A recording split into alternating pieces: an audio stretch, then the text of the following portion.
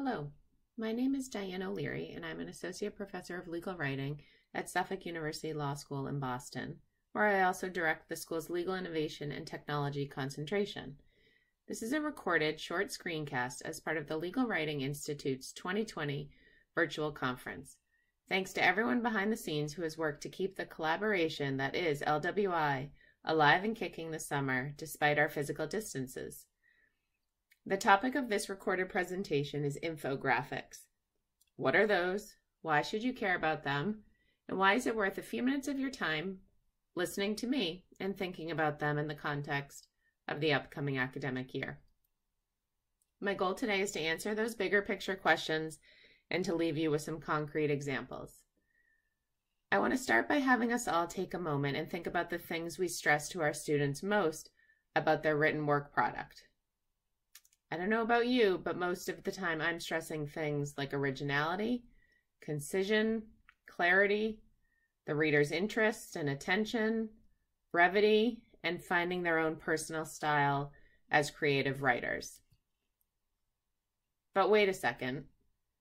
As you'll see here in this slide, many of us, myself included, then seem to give our students syllabi and handouts and class materials and exercises and sample briefs that look like this. They're single-spaced, they're boring, they're black and white, they're heavy for the eye, they're thick, they're dense. These two that I've chosen today might be extreme examples, but frankly, probably not too far off from many of the documents and handouts students see, whether in the legal writing course or law school more generally. These are tedious to draft sometimes for us, and they're certainly tedious for students, no doubt, to read and wade through. But that's not what we see in everyday life and what our students see and appreciate day to day. So let's step out of law school for a minute and lawyering and think more generally. These, of course, are everyday images. The top row, very familiar to all of us. No dogs, no smoking, women's bathroom. We could add hundreds of examples of street signs, store signs, medical signs, things that we see every day to help convey meaning in a relatively simple way, sometimes with no text at all. And on the row below here in this slide, more examples of a bit more advanced digital design and graphics and how they're being woven into communication in so many aspects of our modern discourse. From on the left here, a fundraising sign at my local town library, to, of course, in the middle, one we all know too well these days on social distancing, and reminding us that the mask is required, to graphics we've come to identify with certain apps or tools we use all the time, like these on our smartphone. We all know graphics are a part of our life, and most of the time they actually help communication rather than inhibit it. So if we're trying to teach our students clear and crisp communication in the context of modern 21st century lawyering, I think we should at least try to think about how we demonstrate that to them ourselves. So that was outside the lawyering context. Let's jump back in. Did text-heavy lawyers with not exactly a reputation for being innovative and creative really buy into this? My answer to that question is I think they're slowly starting to. As much as the legal profession has always been more of a text-heavy guild, if you will, I think that is starting to change. Lawyers are doing this with infographics, but really just the broader idea of visuals more generally. This quick slide shows just two examples out of many. The first here is a comparison in a trademark infringement complaint between CoStar and Commercial Search Watermark. The watermark of both of those companies. Of course, trademark infringement being an issue ripe for showing instead of telling. And the second image here is a pie graph from a brief in a United States Supreme Court case involving patent venue, getting to the point of how many patent cases are filed in the Eastern District of Texas. So there's so many examples of lawyers including pictures and graphics to aid with persuasion. Of course, at trial, we think of expert testimony and exhibits and opening and exciting visuals for the jury. But beyond that, the profession is really starting to change the nature of written documents now that the tools we use to create those documents make it so easy to integrate digital graphics and links and videos and color and really all sorts of things to better make our point and hopefully better serve a client. This is another example of a trend in the legal industry gathering a little bit of steam, and that's visual contracts. So I really like this, and I like to show students the idea that writing a dense contract can actually make a lot more sense if graphics are involved. Of course, contracts are among the most heavy, confusing written documents lawyers produce with dense blocks of text, technical language. And I love this example from a revised contract by the global energy giant Shell in its marine and aviation division. So again, lawyers are realizing that visuals and graphics can increase clarity, facilitate more thinking, and are really an effective platform for a new way of communicating. Of course, for many of you, this is nothing new. Legal writing has always been a champion of thinking about typography, and broader than that, really getting to the idea of digital design. Scholars such as Mary Beth Beasley, Ruth Ann Robbins, Ellie Margolis, and a host of others have written about visuals and legal reasoning, document design, use of hyperlinks and images to create kind of multi-dimensional documents, and that's really what I'm getting at here. And I love this area of scholarship because it really suggests that lawyers are going to become need to become aware of these as a tool in their tool belt and kind of be willing to expand and change the traditional forms of writing and advocacy. So again, that's some big picture background, hopefully giving us all a minute of pause and thinking about why don't we as lawyers and really as educators try to loosen the traditional text-heavy grasp that many of us, again, myself included, probably have in the work that we produce and expect of students, and encourage students how they might be able to do the same. So that's the background on the why, and I hope that's convinced you to at least listen and bear with me a few minutes more and think about infographics and how we might incorporate them into the legal writing class from the perspective of whether they might help better capture our students' attention and improve communication between us and them. So that's the why. What's the what? What are they?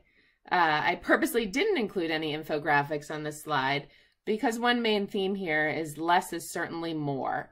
Infographics and the idea of digital design generally, when it comes to legal documents, certainly runs the risk of overwhelming the reader, distracting the reader. And so I kind of had this purposely minimally digital, clean slide to make that point. Infographics are a little bit different from an actual picture taken by a camera or some of the charts we saw in the earlier examples.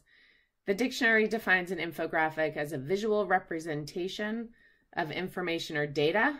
I like to say it's kind of an eye-catching image that actually conveys something, conveys it quickly, conveys it in an effective way. It spices things up. It draws the reader's attention, often with color, a unique stick figure of sorts, a shape, something that makes it stick a little bit more and a little bit differently in our brains. Again, these are used everywhere: tourism, business, marketing, advertisements. You can think of e-flyers and blogs and newsletters you may have seen from your school or your children's schools or your town, and public signs, brochures, business contexts like project management and timelines and workflow. Infographics can give quick overviews, summarize a lot of information. They can help raise awareness and really help explain something complex. I don't know about any of you, if you've ever tried to put together a piece of furniture using the text with no visual. If you're like me and you try that and miserably failed, it's impossible, right? Unless perhaps from IKEA. But seriously, that's because we all go back to the old mantra of a picture can be worth maybe not 1,000 words, but perhaps something close there. And again, to be clear, the idea is slightly different from what many of us do with our PowerPoint slides. Maybe add in a cute visual, something for a little bit of humor. This is the idea of really trying to use a graphic to actually convey information and allow for less text, not to necessarily kind of add color on the side, although the difference between those is not always so crystal clear. Everyday examples showing a blend. Again, not everything is super flashy. This is an example of a document from the CDC. Still a lot of text, color, different headings, actual pictures of people.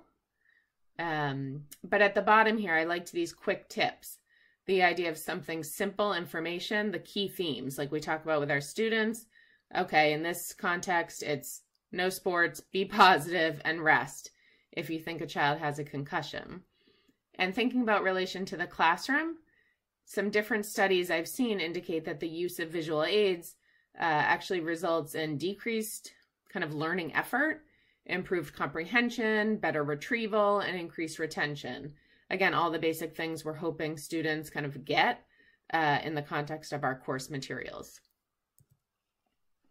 Okay, with all of that, let me turn now to my 3 examples of how I tried to incorporate visuals and infographics into my courses this past year. First, in the context of a syllabus overview document. Second, in how I organized and displayed online course modules in a hybrid advanced writing course. And then finally, how I wanted students to actually get in on the action. And so I developed a substantive assignment for them to play around with the idea of creating and using visuals to better communicate legal argument.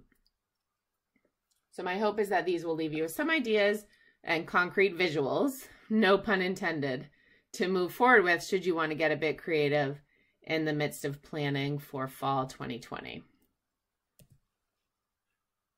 So the first was my course syllabus for my required first year legal writing class I teach called LPS, Legal Practice Skills. So before the traditional work schedule of what to read and what topic would be covered in a particular class, I used last fall a tool called PictoChart, P-I-K-T-O chart, a free tool to create this kind of different looking syllabus with some graphics. This was the first introduction students had to the course. This is what got emailed to them at the end of the summer. A few actually told me it caught them by surprise and made them kind of think twice about the course and just look different from everything else they received. And that's what I was going for. I took that as a compliment. Let me press play here and show you a little bit more about what it looks like.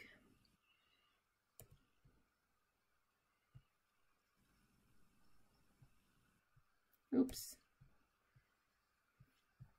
Okay, here we go. So part of the great benefit to me of a platform like this is it makes me follow the mantra of less is more. I really focused on what did I want my students to know. I didn't need a paragraph about professionalism. I needed some basics. I wanted to know how I wanted them to know how they got help. I needed them to get the basics. And so those are just some ideas of how I did it. Again, simple graphics to kind of go along with the themes and really forced me to think about the information I was giving them and give a more simple text. Okay, second is the idea. Oh, I should say backing up, the way I did this was I did it on PictoChart, saved it as a PDF actually in color like this, but then combined this with the actual work schedule of kind of what pages to read, etc. And I think in my perfect world, I would redesign this so that kind of work schedule is more integrated into this, but that's maybe my next step. So my second example here is the idea of incorporating infographics into a course management page. And we all know platforms such as Twen, Moodle, Canvas, Blackboard can frankly get a little dry looking. They have basic font colors, lots of files, lots of menus, lots of folders. Themselves get dense and difficult to navigate and I think uninteresting to say the least. So for my advanced legal writing hybrid course I taught this past spring, half the instruction was online, half in person.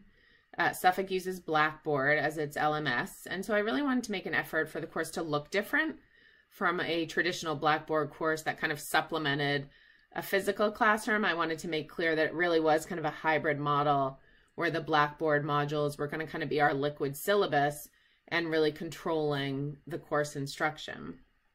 So I had 14 modules, each was a week or so. And frankly, for me, it helped visualize it like this. But for each module, I included a picture or some sort of infographic to symbolize the theme of that week. Here, for example, citation, writing objective analysis and memos. On a later one, I had a picture of some stick figures holding hands to symbolize that that module was going to be about collaborative writing, where I had students work on Google Documents and kind of use collaborative platforms to do things. Again, small tweak, nothing earth-shattering, hopefully nothing distracting for the students. But a few did comment. They appreciated the delineation of the topics. They were able to kind of see what we were focusing on this week, each week. And for me, the images were kind of a step in that direction to really think of the student-centered design and how I was laying out the hybrid course. In terms of how to do so, that would, of course, depend on what LMS your school used.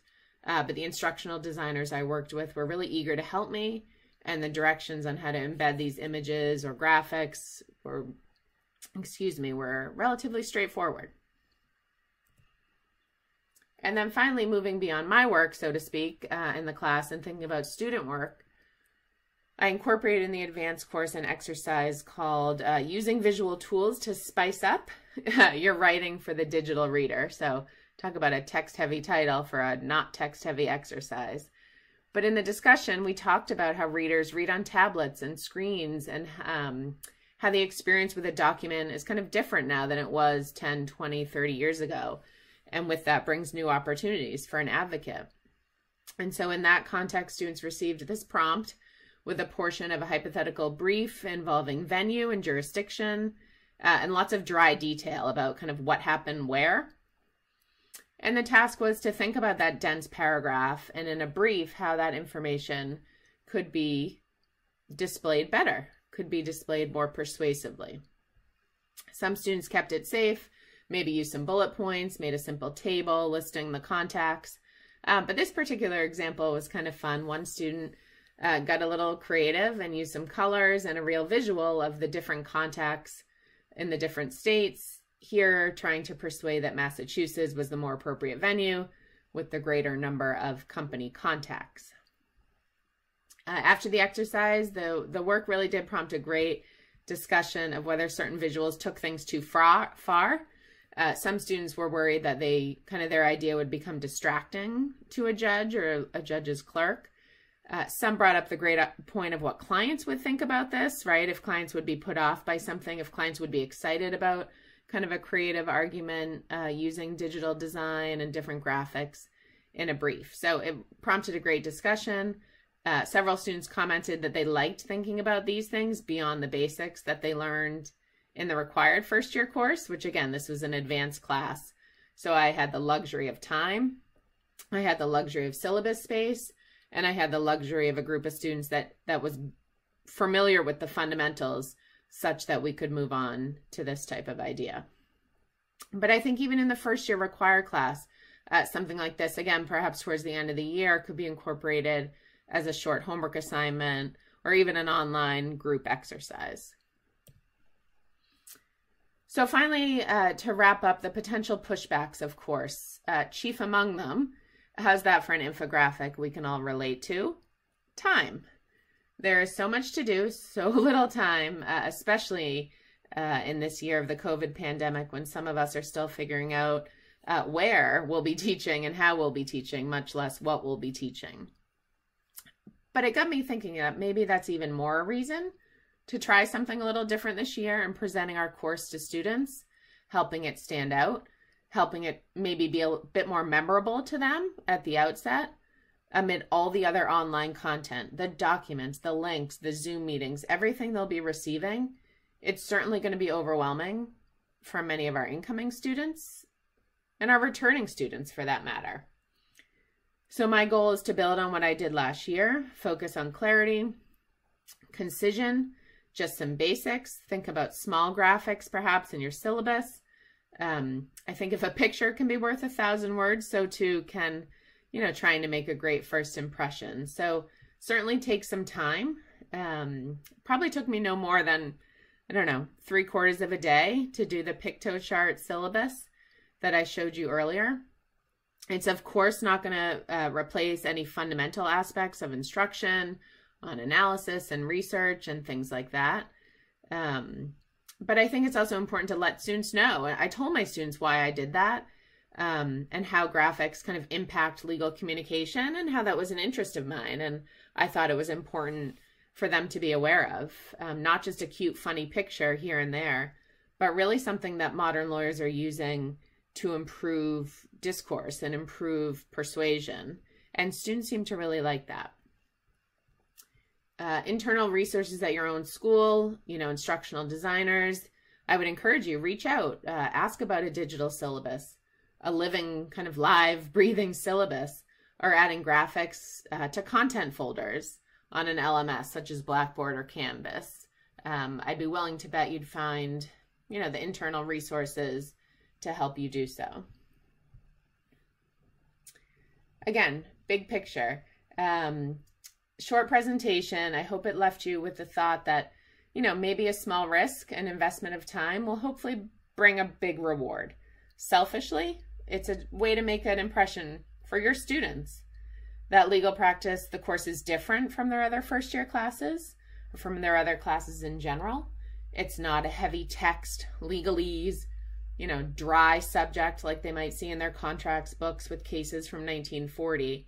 But legal communication is a living, breathing, fun, modern, dynamic type of communication. I know that's something everyone in the legal writing community believes, and I know we all want our students to leave our course believing that as well. So that's it. Thanks for taking the time to listen. I hope you learned something and perhaps gained a little bit of interest in infographics. I wish you luck in your upcoming courses this year, and please don't hesitate to contact me if I can help you in any way incorporate some of these ideas into your own teaching.